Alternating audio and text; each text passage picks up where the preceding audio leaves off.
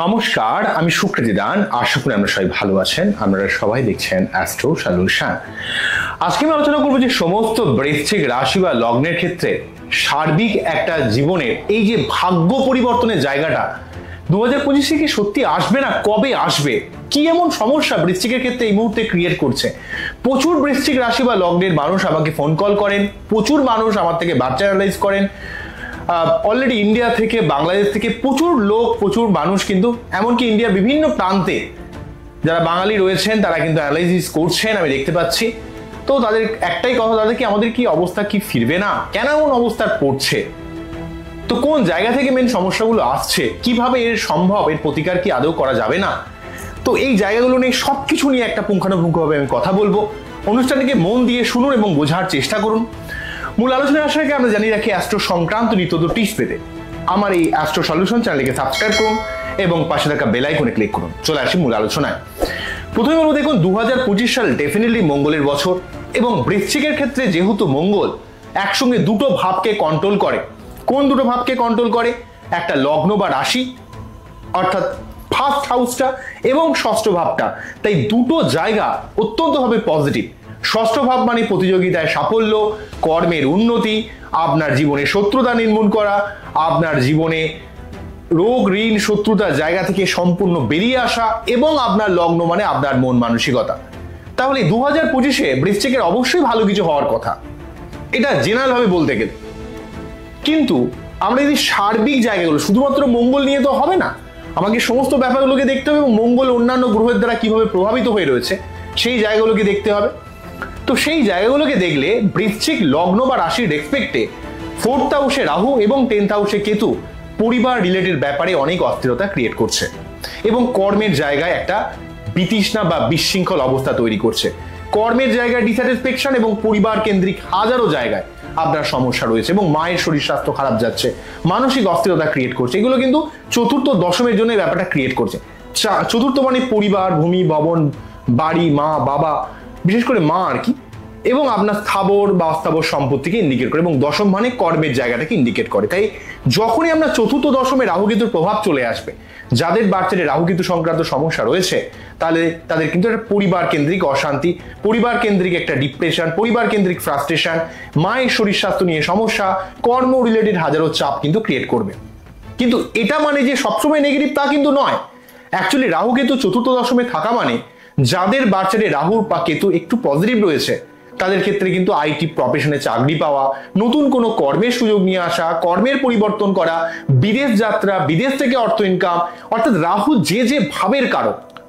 তাই প্রতিটা বৃশ্চিকের ক্ষেত্রে রাহুর এই যে চতুর্থ দশমের এই জায়গাটা থেকে কন্ট্রোল করতে গেলে আপনাদের কিন্তু মিনিমাম অ্যাটলিস্ট 3টে পূর্ণিমা বাড়িতে সত্যনারায়ণ পুজো দেওয়া। প্রতিটা বৃশ্চিককে আমি বারে বারে বলবো, একটা কথা বারে বারে বলবো, এই সময়টাতে রাহুর মন্ত্রপাঠটাকে ইমিডিয়েট শেষ করুন। রাহুর মন্ত্রপাঠ শেষ করলে লাইফের অনেক সমস্যা আপনি কাটাতে পারবেন। কোন রকম অ্যাস্ট্রোলজার কাছে যে আপনাকে দৌড়াতে হবে তা নয়, আপনি রাহুর মন্ত্রটা আগে পাঠ করুন, শেষ করুন। রাহুর কি মন্ত্র চট করে কিন্তু আপনাকে পাঠ করতে দেবে না। রাহুর মন্ত্রটা পাঠ করুন। যদি রাহুর মন্ত্র পাঠ হয়ে থাকে এই মুহূর্তে আবারও পাঠ করা শুরু করুন। যদি পাঠ হয়ে থাকে, কতদিন পাঠ করবেন? 66 ডেজ কমপ্লিট করতে হবে। মেয়েদের পিরিয়ডের দিনগুলোকে করবেন না পাঠ, জেনারেলি ভাবে না করলেই ভালো হয়। ঠিক আছে, অনেকের অনেক বিতর্ক হতে পারে তারা কেন করবো না। দেখুন, এই সমস্ত বিতর্কে আমি যাব না, এই সমস্ত কন্ট্রোভার্সিয়াল ব্যাপারে আমার যাওয়ার কোনো ইচ্ছা নেই। শুধুমাত্র একটা ব্যাপার বলবো, না করলে ভালো হয়। এবার আপনার যদি ইচ্ছা, আপনি যদি করতে চান তো করতেই পারেন। তো যাই হোক, কিন্তু অ্যাকচুয়ালি পিরিয়ড চলাকালীন মন্ত্র পাঠ না করলেই ভালো হয়। আপনারা একটানা যে পাঠ করতে হবে তা নয়, তবে যেদিন পাঠ করবেন সেদিন 108 বার ডেফিনেটলি কিন্তু পাঠ করতে হবে। বিভিন্ন অ্যাস্ট্রোলজারের কাছে আপনারা দৌড়াচ্ছেন যে দাদা কি হবে কি হবে কি হবে, অনেক অ্যাস্ট্রোলজার আপনাকে গমের দিয়ে দিচ্ছে, ভুল ভাল ভাবে প্রতিকার করছে, প্রচন্ড সমস্যাগ্রস্ত হতে পারেন। তার জন্য রাহুর মন্ত্র পাঠ করুন। রাহুর কি মন্ত্র? রাহুর যে মন্ত্র আপনারা পাঠ করবেন, রাহুর মন্ত্র পাঠ করলে কিন্তু লাইফের অনেক সমস্যা আপনারা কিন্তু ডেফিনেটলি কাটাতে পারবেন। রাহুর মন্ত্র যদি আমরা পাঠ করতে পারেন, আপনার লাইফে কিন্তু প্রচুর সমস্যা আমরা জীবন থেকে কাটাতে পারবেন। তাই আগে আপনারা চেষ্টা করুন রাহুর মন্ত্র পাঠকে কমপ্লিট করা। রাহুর মন্ত্র পাঠ কমপ্লিট করলে আপনার জীবনে কিন্তু মেজর সমস্যা কিন্তু আপনার জীবন থেকে কেটে যাবে। তাই রাহুর যে মন্ত্র সেটা হচ্ছে তার যে প্রণাম মন্ত্র, সেটাকে 3 বার পাঠ করে তার বীজ মন্ত্রটা 108 বার পাঠ করতে পারেন। প্রণাম মন্ত্রটা কি? ওম অর্ধকায়ং মহাঘোরং চন্দ্রাদিত্য বিমর্দকং সিংহিকায়ং সুতং রৌদ্রং তং রাহং প্রণমাম্যহম। এই মন্ত্র পাঠ করে তার যে বীজ মন্ত্র ওম ভ্রাম ভ্রীম ভ্রাম স্বাহা রাহবে নমঃ, ওম ভ্রাম ভ্রীম ভ্রাম স্বাহা রাহবে নমঃ, ওম ভ্রাম ভ্রীম ভ্রাম স্বাহা রাহবে নমঃ। এই মন্ত্র পাঠ করতে পারে অনেক অনেক উপকার পাবেন, অনেক সমস্যা আপনার জীবন থেকে কেটে যাবে। এবং পারলে বাড়িতে অ্যাটলিস্ট 3টে পূর্ণিমা সত্যনারায়ণ পুজো দিয়ে দিন, ইমিডিয়েট দিন, এক্ষুনি দেওয়া শুরু করুন, অনেক সমস্যা কেটে যাবে। আপনারা দেখুন, যদি না সমস্যা না কমে আমাকে বলবেন। বৃশ্চিকের ক্ষেত্রে রাহুর মন্ত্রপাঠ শুরু করুন। মেজর সমস্যা কিন্তু আপনার জীবনে আসে রাহু থেকে এবং শনি থেকে, তাই আগে রাহুর মন্ত্রটাকে কমপ্লিট করুন।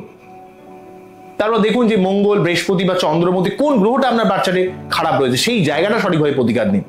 আমার কাছে আসতে পারেন, তবে যেভাবে সবাই আসে সেভাবে আসতে হবে। দাদা খুব বিপদে পড়েছে আপনি হেল্প করুন, তা নয়। দেখুন, আমারও লাইফে প্রচুর চাপ, প্রচুর সমস্যা রয়েছে আমার নিজেরও। আমিও চেষ্টা করি আপনাদের মোটিভেট করা, বলা এবং আপনাদের অ্যাস্ট্রোলজিক্যাল সঠিকভাবে গাইডলাইন দেওয়া। ভিডিওর মাধ্যমে যেটুকু পড়া যায় আমি বলছি।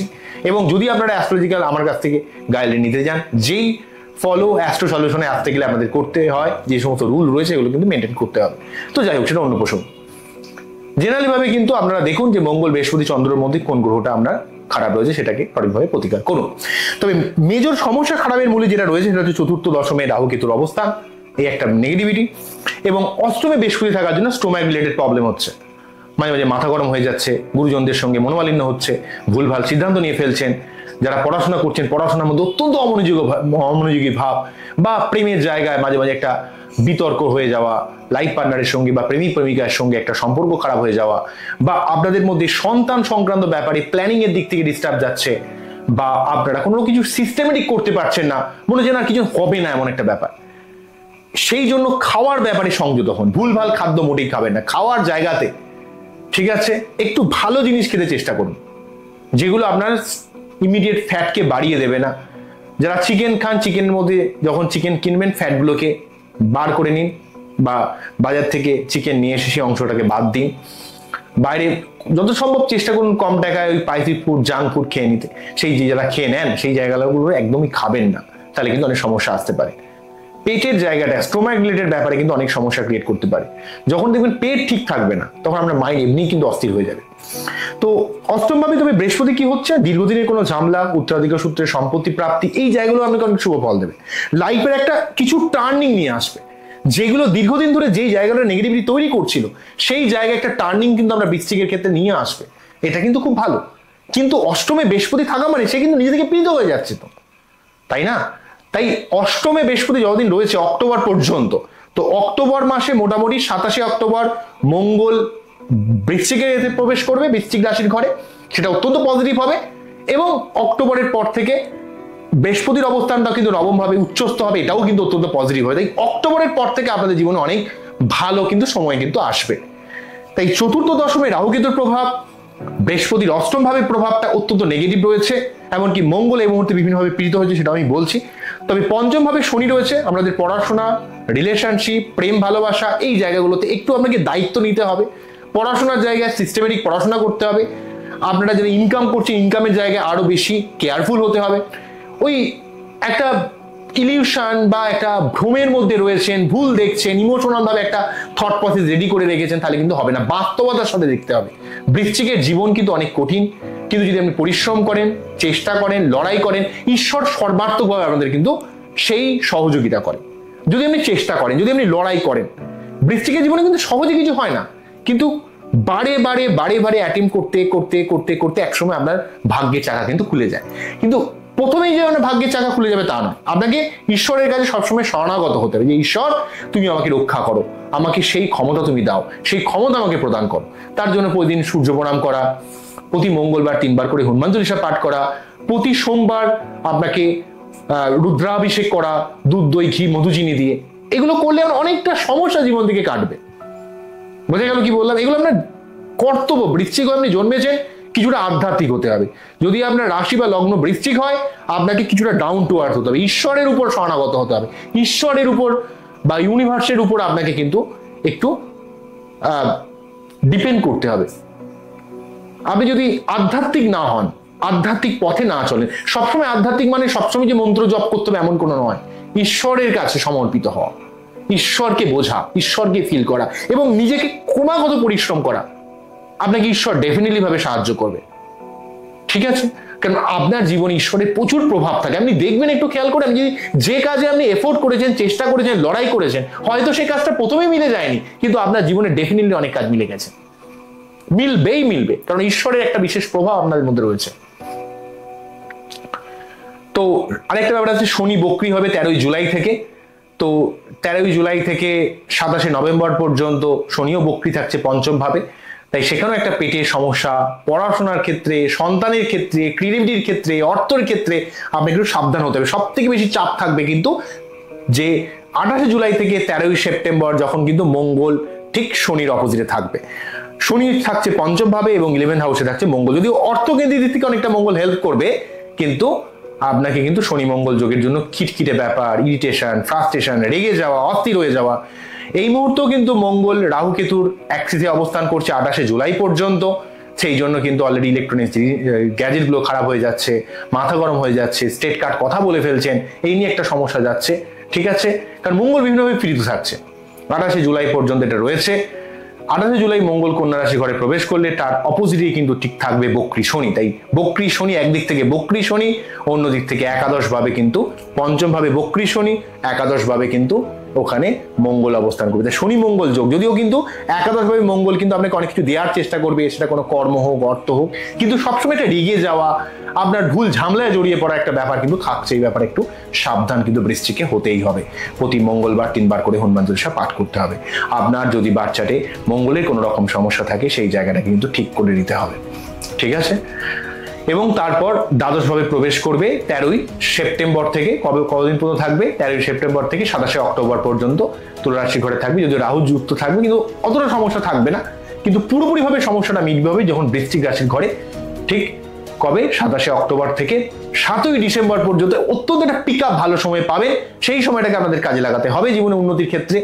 ঠিক আছে, তাই আপনারা বুঝতে পারছেন যে চতুর্থ দশমে রাহু কেতুর প্রভাব আমাদের কর্ম, পরিবার রিলেটেড সমস্যা, এবং অষ্টম ভাবে বৃহস্পতি অর্থ, ভুলভাল জায়গায় খরচ হয়ে যাওয়া, স্টোমাক রিলেটেড কিছু সমস্যা ক্রিয়েট করা, পড়াশোনা, প্রেম, ভালোবাসা, সন্তানের দিক থেকে কিছু ডিস্টারবেন্স ক্রিয়েট করছে। তো তার জন্য কিন্তু আপনাকে প্রতি বৃহস্পতিবার কিন্তু নিরামিষ খেতে হবে, বৃহস্পতিদেবের মন্ত্র পাঠ করতে হবে, এগুলো করতে হবে। ঠিক আছে, তবে শনি যতদিন বক্রী থাকবে ততদিন কিন্তু মাথাকে একটু ঠান্ডা রাখতে হবে।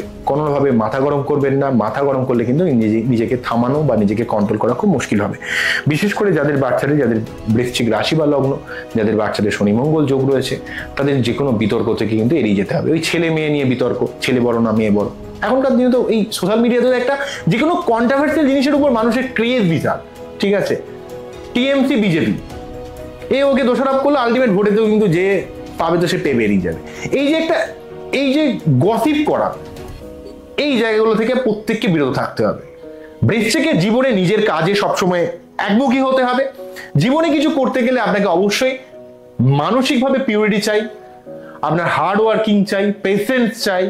ঠিক আছে, এগুলো আপনার লাগবে জীবনে কিছু করতে গেলে, এবং কনসিস্টেন্সি বজায় রাখতে হবে। আপনার জীবনে ডেফিনেট উন্নতি হবে, কিন্তু আপনাকে জীবনে কিছু করার মতো মেন্টালিটি রাখতে হবে এবং অ্যাজ ইট ইজ দেখতে হবে। কোনো মানুষকে জানলেন না, চিনলেন না, দুম করে বিশ্বাস করে ফেললেন ও আমার বন্ধু হয়, তো এমন করলে কিন্তু হবে না। সবকিছুকে বাস্তবতার আলোকে আপনাকে দেখতে হবে। এবং রাহুর মন্ত্রপাঠটা আজ থেকে শুরু করুন। বৃশ্চিকরা যারা আমার ভিডিও দেখছেন, 10 দিন পাঠ করুন 108 বার করে, 10টা ডে কমপ্লিট করুন। আমাকে জানাবেন কমেন্টসে যে কতটা উপকার পাচ্ছেন। কোনো জায়গায় এমন পাবেন না উপকার। আপনারা একটু দেখুন, পাঠ করে দেখুন। আমি আপনাকে এমনি বলছি না। ঠিক আছে, আপনারা যারা বৃশ্চিক, যারা ভিডিও দেখছেন আমার, তারা অবশ্যই রাহুর মন্ত্র পাঠ করুন। রাহুর মন্ত্র পাঠ করা শুরু করুন। রাহুকে ওই নয়, রাহু একটা বিশাল পাওয়ার। এই যুগে রাহুর ক্ষমতা না ছাড়া পলিটিক্যাল ভাবে উন্নতি করতে পারবে না। যে কোনো ব্যাপারে পলিটিক্স আপনার লাগবে জীবনে। পলিটিক্যাল ভাবে আপনি না চলে বুঝতে পারবেন না যে জীবনে কত জটিলতা রয়েছে, মানুষের মধ্যে কত কমপ্লেক্সিটি রয়েছে। সবকিছু ভালো দিয়ে সবকিছু পাওয়া যায় না। কিছু কিছু ক্ষেত্রে আপনার ভালো নিজের কাছে থাকতে হবে অবশ্যই। আবার সমাজকে বুঝতে গেলে, সিচুয়েশনকে বুঝতে গেলে আপনাকে কমপ্লেক্স ভাবে বুঝতে হবে। সেই যে কমপ্লেক্সিটিটা আপনাকে কে প্রদান করবে? রাহু প্রদান করবে। আপনাকে মেটেরিয়ালিস্টিক গেইন কে প্রদান করবে? রাহু প্রদান করবে। সমাজকে, কলিযুগকে আপনি চিনবেন কি করে? রাহু থেকে চিনবেন। তো রাহু নেগেটিভ কে বলে গেছে? তার মানে রাহু নেগেটিভ নয় মানে আপনাকে একবারে গোমেদ পরিণত হবে তা কিন্তু নয়। অবশ্যই রাহুর মধ্যে একটা আনস্টেবিলিটি রয়েছে। রাহু অত্যন্ত অ্যাম্পলিফাইং একটা গ্রহ। চতুর্থভাবে রাহু রয়েছে, আপনাদের এই সময় অনেক সম্পত্তি হতে পারে, গাড়ি হতে পারে, বাড়ি হতে পারে, অনেক আনসারের অনেক কিছু ফল, ভালো ফলই দিয়ে দেবে। কিন্তু রাহুর একটা ব্যাপার কি, সবসময় একটা ভ্রম তৈরি করা, ইলিউশন তৈরি করা, মানসিক চাপ দিয়ে রাখা। চতুর্থ ভাব মানে আপনার মানসিক শান্তির জায়গা, সেই মানসিক শান্তির জায়গাটাকে নষ্ট করে দেওয়ার চেষ্টা করবে। তো সেটা আপনি পালাতে পারবেন না, তো আপনাকে ভুল দেখাবে, তো যেটা নয় সেটা নিয়ে দেখবেন, সেটা প্রয়োজনই নেই সেই নিয়ে ভাব, আপনি সেটা নিয়ে ভাববেন। বোঝা গেল কি সমস্যাটা? তো এগুলো আপনাকে বুঝতে হবে, তো শুধু লাফালে তো হবে না, এগুলো কে বোঝাবে আপনাকে? তো বোঝা গেল আমি কি বললাম, টোটাল ব্যাপারটা বুঝতে পারলেন তো? আগে রাহুর মন্ত্রটা শুরু করুন, আর প্রতি শনিবার করে নিরামিষ খেয়ে শনি মন্দিরে পুজো দিন।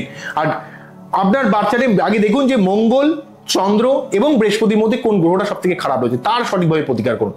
পারলে একটা মুক্ত তো ডেফিনেটলি করবেন, বাকি যা করার করবেন। আর যদি কোনো রকম সমস্যায় পড়েন, আমার কাছে বাচ্চা অ্যানালাইসিস করাতে পারেন, তার যা যা রুল আমাদের মেনটেন করতে হয় অ্যাস্ট্রো সলিউশনে আসতে গেলে, সেটা আমাদের করতে হবে। সেটা তো ঠিক আছে, কিন্তু ওভারঅল ভাবে যারা খেটে খাওয়া মানুষ, যারা আমার ভিডিও দেখছেন, তারা অবশ্যই এই মন্ত্র পাঠ করুন, প্রত্যেকে মন্ত্র পাঠ করুন, তারপর আমার কাছে কনসালটেশন করাবেন। আগে মন্ত্র পাঠ করে দেখুন যে শুক্রদান যেটা বললো সেটা সত্যি বললো না মিথ্যে বললো। ঠিক আছে? ওই দাদা কবজ করে দেবে, আপনি তাকে একবারে 15,000 টাকা দিয়ে দিলেন, আপনার সমস্ত সমস্যা সে মিটিয়ে দেবে, তেমন নয়। সমস্যা আপনার নিজের সমস্যা নিজেকে মেটাতে হবে, কেউ কারো দায়িত্ব নিয়ে নেবে না। সবাই তার নিজের ধান দায় দৌড়াচ্ছে। যদি একটু বাস্তবটা ভালোভাবে চেনেন না, সবাই সবার ধান দায় দৌড়াচ্ছে, কেউ কিন্তু না। আমিও কিন্তু তাই। যাই হোক, তো এটা একটা সমাজের রুল। কেন, অর্থ ছাড়া তো কিছু নেই সমাজে, সবকিছু তো ফিকে হয়ে গেছে, সম্পর্ক থেকে সব ব্যাপারে দেখনদারি একটা ব্যাপার চলে এসছে, শো আপ করা ব্যাপার চলে এসছে। আমরা যবে থেকে আমরা সবকিছুকে দেখানো শুরু করেছি সোশ্যাল মিডিয়াতে, তবে থেকে আমাদের জীবনে সবকিছু যেন ফিকে হয়ে গেছে। তো সবকিছু থাকবে, সবকিছুকে আমরা প্রপারলি ইউজ করবো, যতটুকু ব্যালেন্স করে ইউজ করবো, যতটুকু দরকার, না কম না বেশি, তারই জীবনে অনেক উন্নতি সম্ভব। তো বোঝা গেল কি বললাম? কিছু তো বোঝা গেল। আজকে এখানেই থামছে, আমরা দেখাবো নতুন কোনো ভিডিও নিয়ে। আমরা খুব ভালো থাকুন, অ্যাস্ট্রো সলিউশন দেখতে থাকুন। নমস্কার, থ্যাংক ইউ।